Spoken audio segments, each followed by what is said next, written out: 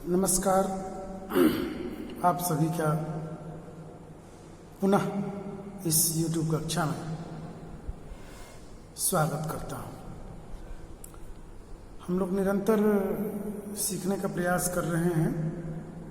उसी सीखने के क्रम में आज हम लोग course 3 learning and teaching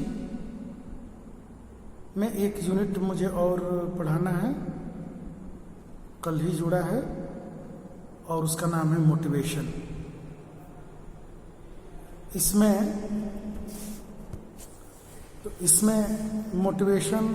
motivation क्या है, कॉन्सेप्ट, टाइप्स, डेफिनेशंस,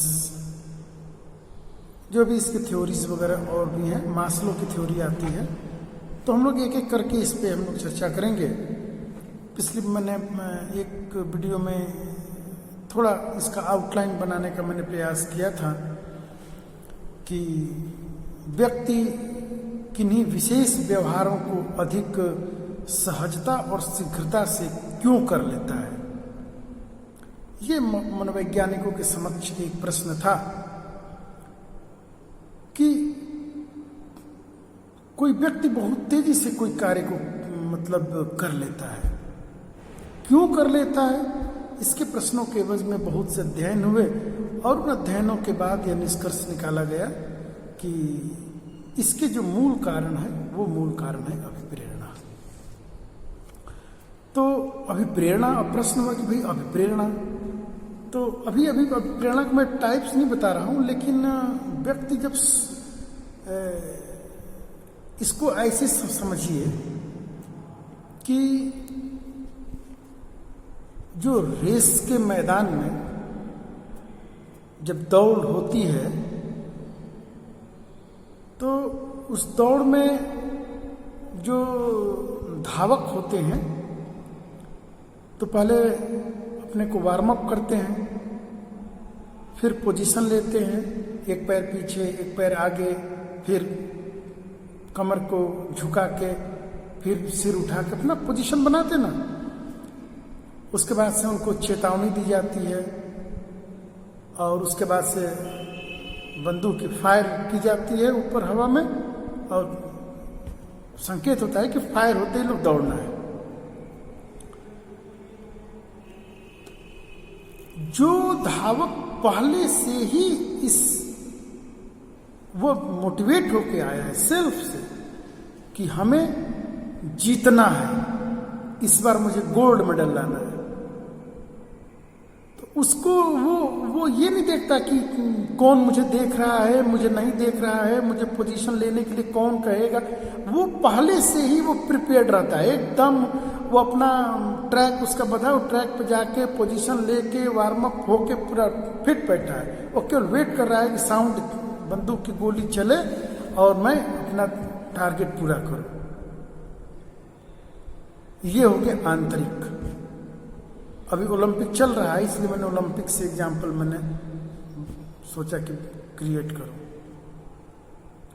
और दूसरे वो लोग होते हैं जिनमें हो सकता है कि हम आप लोग आते हों, दिखने के बाद प्रायिकता तो ऐसी ही है, तो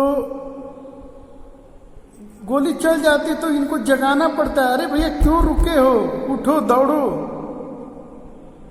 अब इनको जगाइए, फिर दौड़ने के लिए बोलिए, तब ये दौड़ दे। उसके बाद कितना भी मेहनत कर लेते हैं, पूरा जी जान, नहीं लोग कहते हैं कि अरे मैंने तो पूरी सफलता के लिए जी जान लगाई। शुरू में ही लेट हो गए थे, नहीं कवर हो सकता है। ये मोटिवेशन का ये जो आधुनिक, जो मैंने एक अपने से जो मैंने बनाया, ये बहुत बड़ी बात है। तमाम सुधार के उपाय हैं, लेकिन हम सुधरना नहीं चाहें तो कौन व्यक्ति, टीचर, स्कूल, विद्यालय, घर, परिवार, समाज, कौन नहीं कहा कि झूठ नहीं बोलना चाहिए, लेकिन निरंतर लोग झूठ बोलते हैं। पढ़िए पढ़िए, पढ़ के ही आप बनेंगे, सही है ना। ये जो दो प्रकार से व्यक्ति मोटिवेट होता है, एक तो वो कुछ देखा उससे वहां से मोटिवेट हो गया और उसकी आंतरिक अभिप्रेरणा काम कर रही है, और दूसरा उनको लाख जगाइए, जगाने के बाद भी कार्य करें, उठिए, जगाइए, हिलाइए, डुलाइए, और यह घर घर की है। क्यों? प्रेशर से वो मोटिवेट ही नहीं है। यही मनोवैज्ञानिक शुरू की पहली लाइन आप लोगों की बुक की है कि व्यक्ति किसी विशेष परिस्थिति, विशेष व्यवहारों को अधिक सहजता और शीघ्रता से क्यों कर लेता है, क्यों सीख लेता है।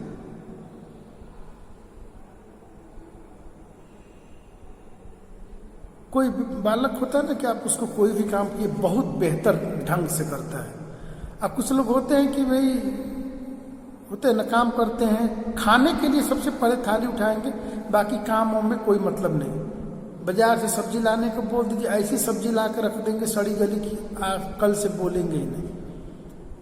काम में भी वही है,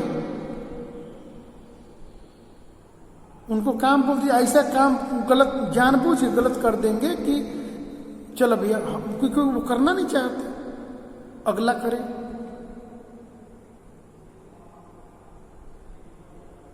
मैं भी रानी, तू भी रानी, कौन भरेगा घर का पानी। परिवार टूट रहे हैं, संयुक्त से एकल हो रहे हैं, एकल से अर्ध एकल हो रहे हैं, पत्नी अलग पति अलग।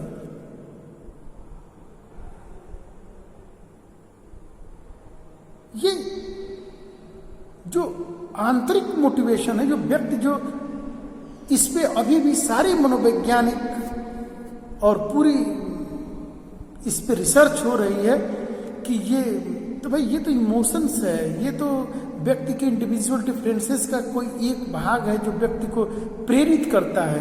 कुछ व्यक्ति सेल्फ मोटिवेटेड होके ही आते हैं। अब विवेकानंद को कौन मोटिवेट कर सकता है? रामकृष्ण परमहंस को कौन मोटिवेट किया? दयानंद सर, अरे कहने के लिए कि फला व्यक्ति मोटिवेट। गांधी को कौन मोटिवेट किया?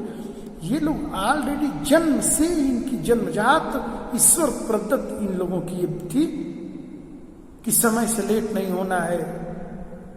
आज तो हम लोग के पास कोई परिस्थिति नहीं है कि हम लोग झूठ बोले, लेकिन प्रत्येक बात पे झूठ बोलते हैं। और लेकिन गांधी जी विषम से विषम परिस्थिति आई, आज तो हम स्वतंत्र हैं। गुलामी की, और वो भी गुलामी में जो सबसे पीक था, वहां पे भी गांधी जी ने सत्य और अहिंसा जैसे गुणों को नहीं छोड़ा, और वही उनके हथियार बने और वही उनकी पहचान बनी। एक शिक्षक के रूप में आज पूरी शिक्षा की गुणवत्ता के ऊपर प्रश्न चिन्ह है। आप लोग पढ़ रहे होंगे बीएड में, इसके बाद जो चुनौतियां हैं, कई सेमिनार्स, वेबिनार्स, संगोष्ठियां हुई, आप लोग सुने हैं। सभी लोग एक चुनौती की बात करते हैं। इसका कारण है कि दोनों मोटिवेट नहीं है। गुरु द्रोणाचार्य वही शिक्षा दिए थे अपने भी पुत्र को, उससे कहीं ज्यादा, और वही शिक्षा दिए थे कौरवों को, और वही शिक्षा दिए पांडवों को, लेकिन अर्जुन सबसे बड़ा धनुर्धारी बना। कारण कारण कारण वो अंदर से मोटिवेट था कि मुझे बनना है। धीरे धीरे ही सही, बूंद बूंद से घड़ा भरता है। भौतिक विकास कितना भी कर ले, लेकिन शारीरिक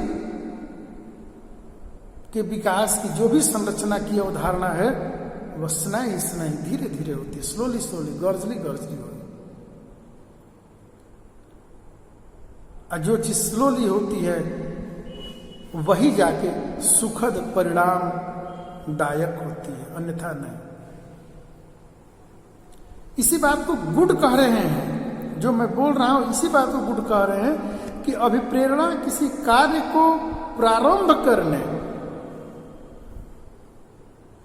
उसको जारी रखने अथवा नियंत्रित करने की प्रक्रिया है। प्रारंभ करना, गुड की परिभाषा हर जगह आप लोग पढ़ते हैं। बहुत बड़े विद्वान थे और उन्होंने कहा कि भाई हम आंतरिक अभिप्रेरित हो। आंतरिक अभिप्रेरणा का भी का आधार बाह्य है। हम दूसरी परिस्थितियों से मोटिवेट होते हैं।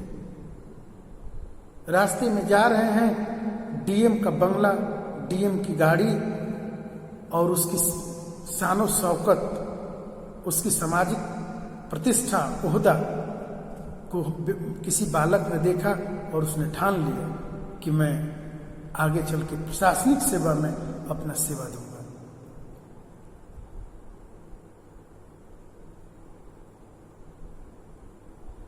किसी झूठ बोलते हुए बालक को देखकर किसी बालक ने संकल्प कर लिया कि मैं अपने जीवन में झूठ नहीं बोलूंगा। आगे चल के उन्हीं को हम लोग महात्मा गांधी के नाम से जानते हैं। प्रेरणा का स्रोत कहीं बाहर था, लेकिन व्यक्ति अंदर से अपने को कर लिया कि नहीं, मुझे 4 बजे सुबह में उठ के सारी परिभाषा रट डालनी है।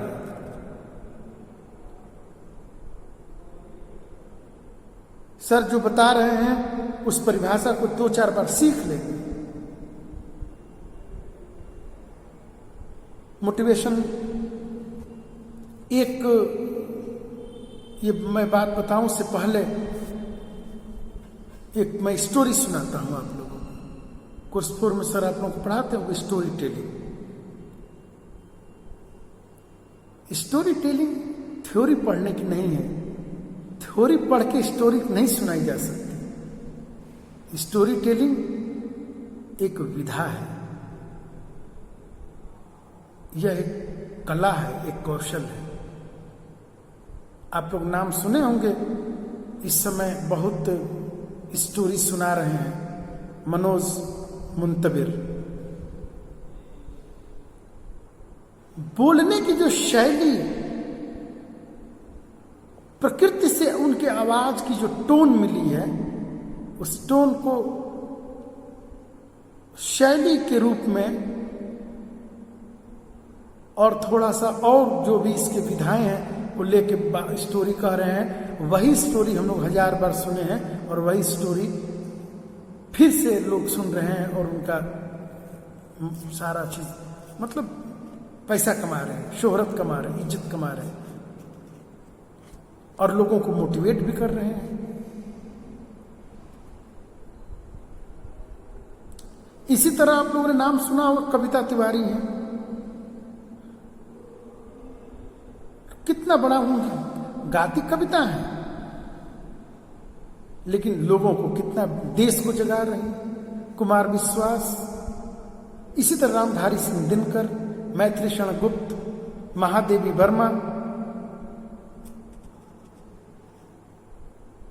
सुभद्रा कुमारी चौहान, राम नरेश त्रिपाठी,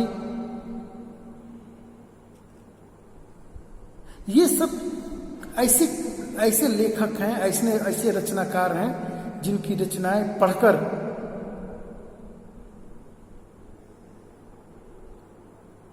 मोटिवेशन तो बहुत छोटी बात हो जाएगी इन लोग सामने। अरे जिनके रगों में पानी दौड़ता है उनके रगों में खून दौड़ने लगता है। ऐसी कविताएं मोटिवेट करती हैं। जब सेना में जिनके घरों में होंगे, जब धुन बजती है सेना की, शायद आप लोगों को सुनने का मौका मिला होगा, युद्ध के समय वो बजाई जाती है और जब वो धुन बजती है तो व्यक्ति को कुछ भी नहीं दिखता। लोग का घर, न परिवार, न बाल, न बच्चे, न बीवी, सिर्फ और सिर्फ बस फतेह दिखती है कि दुश्मन को मार दूं या देश पर शहीद हो जाऊं। ये मोटिवेशन है। तो कह रहे हैं कि अभिप्रेरणा एक ऐसी परिकल्पनात्मक प्रक्रिया है, हाइपोथेटिकल प्रोसेस है, जो प्राणी के व्यवहार के निर्धारण व संचालन से संबंध रखती है। व्यवहार को अनुप्रेरित, सक्रिय, प्रारंभ अथवा बनाए रखने वाले कारकों को अभिप्रेरणात्मक कारक मोटिवेशनल फैक्टर्स कहा जाता है। अभिप्रेरणा शब्द को प्राणी की सभी प्रकार की अभिप्रेरणात्मक प्रक्रियाओं को इंगित करने के लिए प्रयुक्त किया जाता है। आगे कह रहे हैं कि वास्तव में, नोट कीजिएगा, वास्तव में अभिप्रेरणा आंतरिक होती है। इसलिए मैं बार बार से इतनी लंबी मैंने भूमिका बनाई। प्रेरणा बाह्य भी होती है।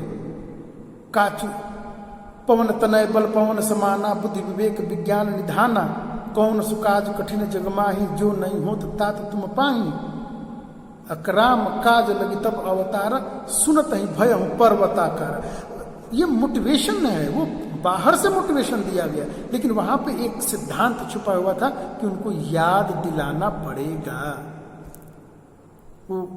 वो ज्ञानी नाम अग्रगण्यम है, किसी को अग्रगण्यम नहीं, ज्ञानियों में अग्र स्थान नहीं कहा गया, लेकिन इनको कहा गया हनुमान जी को। क्यों? ज्ञानियों में अग्रगण्य, इनको जगाने की आवश्यकता है। ये तो सिर्फ इनके नाम लेके लोग अपने को मोटिवेशन, बराक ओबामा इनके नाम लेके राष्ट्रपति बने अमेरिका के। तो मोटिवेशन ये आंतरिक होती है, लेकिन कभी कभी किसी परिस्थितियों में जगाई जाती है, जैसे कि मैं अभी जगाने का प्रयास कर रहा हूं। और मेरा क्या उद्देश्य है? मेरा सिर्फ इतना उद्देश्य है कि मेरे बच्चे सभी यूनिवर्सिटी में टॉप 10 में मेरे पढ़ाए हुए बच्चे हैं। और वो मेरे पढ़ाने से नहीं, पढ़ाने के तो पूरी सर्वस्व पढ़ाया है, लेकिन परिभाषा तो मैं एग्जाम में तो नहीं बता सकता ना। परिभाषा तो आपको रटनी पड़ेगी, डेफिनेशन आपको रटना पड़ेगा, उसकी एजम्पशंस मान्यताएं आपको रटनी पड़ेंगी, ये बनाई नहीं जाती है। कैरेक्टरिस्टिक बन जाएगी, लेकिन एजम्पशंस नहीं बन पाएगा। मेरिट उसी में से जो कॉन्सेप्ट ठीक से पढ़ा होगा वही मेरिट को ढूंढ निकालेगा, नहीं तो रटेगा। डिमेरिट्स वही बता पाएगा जो उसको ठीक ठीक से तरीके से समझा है, प्रैक्टिकल किया है, उसको ज्ञान बोध प्रयोग हो गया है। क्योंकि ये जो प्रक्रिया है ये संश्लेषण और मूल्यांकन की प्रक्रिया है, सिंथेसिस और इवैल्यूएशन की प्रक्रिया है। तो जो ज्ञान, तो नॉलेज, कॉम्प्रिहेंशन, एप्लीकेशन इतना आगे बढ़ गया होगा, वो व्यक्ति ने एनालिसिस करेगा, तब व्यक्ति सिंथेसिस और इवैल्यूएशन की तरफ आएगा। और ये अभी मैं जो बोल दिया इसको रट डालिए 6 पॉइंट, ये बीएस ब्लूम का ज्ञानात्मक स्तर के ये 6 भाग हैं। बात कहां से आई कहां तक आ गई, लेकिन बात को समझिए, पढ़ना शुरू करना पड़ेगा। आजकल कोई भी उठाइए, कोई भी प्रश्न रट्टे मार के नहीं आ रहे हैं। अब कोई नहीं पूछने वाला है कि मनोविज्ञान के जनक कौन है, हमारे देश की राजधानी कहां है, कोई नहीं पूछने वाला। अब सारे प्रश्न अंडरस्टैंडिंग और एप्लीकेशन लेवल से पूछे जा रहे हैं, और हम लोग नॉलेज लेवल पे स्टडी करते हैं। तो कैसे सफलता मिलेगी? इतनी बढ़ती हुई तीव्र गति की जनसंख्या, हमारे समक्ष उभरती हुई चुनौतियां, सभी पढ़ रहे हैं और सीटें हैं कम, प्रतिस्पर्धा है ज्यादा, उससे ज्यादा मोटिवेशन की जरूरत है। और ये मोटिवेशन क्या होती है? मोटिवेशन वास्तव में मोटिवेशन एक आंतरिक शक्ति है, ये इंटरनल पावर है जो प्राणी को किसी विशिष्ट प्रकार के कार्य करने के लिए प्रेरित करती है। अच्छा, झूठ कोई बोलना सिखाता है क्या? परिस्थिति में छोड़ दीजिए, घर परिवार में शादी के बाद तो झूठ झाट खूब बोलते हैं, वो सिखाई जाती है। लेकिन कोई झूठ बोलना आपको बचपन में सिखाया क्या? समझदारी अवस्था की बात, झूठ वो पाप होता है। तो कोई झूठ बोलना तो कोई सिखाता नहीं है, फिर भी व्यक्ति झूठ बोलता है। क्यों? आंतरिक अभिप्रेरणा है। मैं अपने जीवन काल में मैं सर्वाधिक प्रयास करता हूं कि मैं इससे बचूं। ऐसे मैं बोलता नहीं, लेकिन कहना बेकार है आज के समय में। बचता हूं, मैंने बचता हूं शब्द लगाया।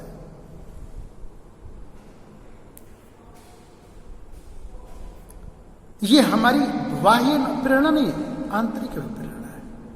अभिप्रेरणा एक प्रत्यक्ष निरीक्षण के द्वारा देखा जाना संभव नहीं है। अभिप्रेरणा को इसे मैं जोर दिया कि अभिप्रेरणा को कोई बाहर से नहीं देख सकते, कोई मेजरमेंट के लिए कोई टूल्स लगा दें, कोई टेक्निक्स लगा दें, या कोई भौतिक विज्ञान के सिद्धांत से कोई ऐसी मशीन बना दे जो अभिप्रेरणा को माप सके।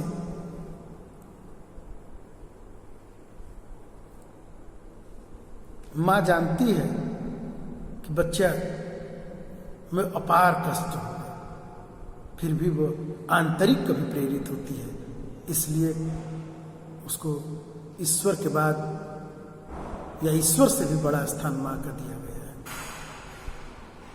धरती से बड़ी मां होती है और गगन से ऊंचा पिता होता है, और इन दोनों से ऊंचे गुरु होते हैं जो कम से कम इसका हमको बोध कराते हैं।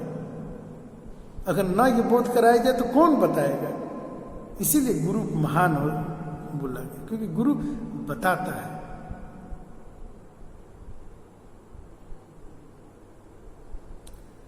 तो motivation is the process of arousing, sustaining and regulating activity. Good महोदय कह रहे हैं। इसी बात को ब्लेयर, जोन्स तथा सिम्पसन कह रहे हैं कि motivation is the process in which the learners internal energies our needs are directed towards various goal objects in their environment। एक बहुत अच्छी परिभाषा है, एटकिंसन महोदय कह रहे हैं कि the term motivation refers to the arouse of a tendency to act to produce one or more effects. अर्थात अभिप्रेरणा का संबंध किसी एक अथवा अधिक प्रभावों को उत्पन्न करने के लिए कार्य करने की प्रवृत्ति को उद्वेलित करने से होता है। तो इस प्रकार जीवन में अभिप्रेरणा का बहुत बड़ा योगदान है, बहुत बड़ा रोल है। हम जितने ज़्यादा मोटिवेट होते हैं, चाहे वो इंटरनल हो चाहे एक्सटर्नल हो, वो मोटिवेशन हमें आगे बढ़ने के लिए, किसी कार्य को बनाए रखने के लिए, उसमें हमारी वो सहायता करती है।